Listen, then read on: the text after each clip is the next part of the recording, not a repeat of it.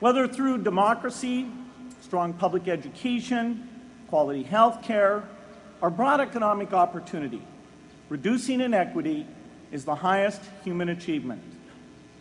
I left campus knowing little about the millions of young people cheated out of educational opportunities here in this country.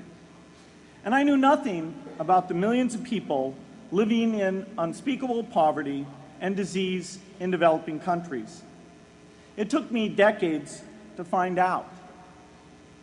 You graduates came to Harvard at a different time. You know more about the world's inequities than the classes that came before. In your years here, I hope you've had a chance to think about how, in this age of accelerating technology, we can finally take on these inequities and we can solve them. Imagine, just for the sake of discussion, that you had a few hours a week and a few dollars a month to donate to a cause. And you wanted to spend that time and money where it would have the greatest impact in saving and improving lives.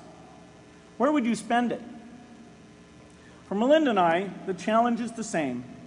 How can we do the most good for the greatest number with the resources we have?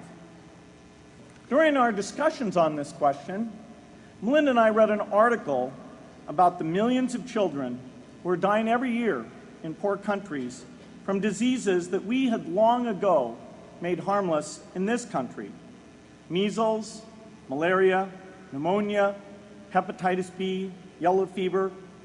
One disease that I had never heard of, rotavirus, was killing 500,000 children each year, none of them in the United States. We were shocked.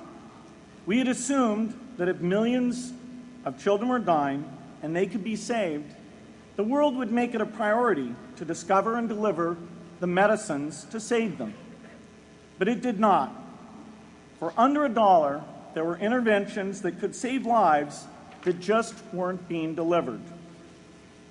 If you believe that every life has equal value, it's revolting to learn that some lives are seen as worth saving and others are not. We said to ourselves, this can't be true, but if it is true, it deserves to be the priority of our giving. So we began our work in the same way anyone here would begin it. We asked, how could the world let these children die? The answer is simple and harsh. The market did not reward saving the lives of these children, and governments did not subsidize it.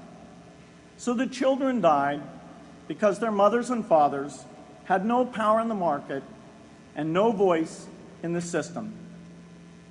But you and I have both. We can make market forces work better for the poor if we can develop a more creative capitalism. If we can stretch the reach of market forces so that more people can make a profit or at least earn a living serving people who are suffering from the great inequities. We can also press governments around the world to spend taxpayer money in ways that better reflect the values of the people who pay the taxes.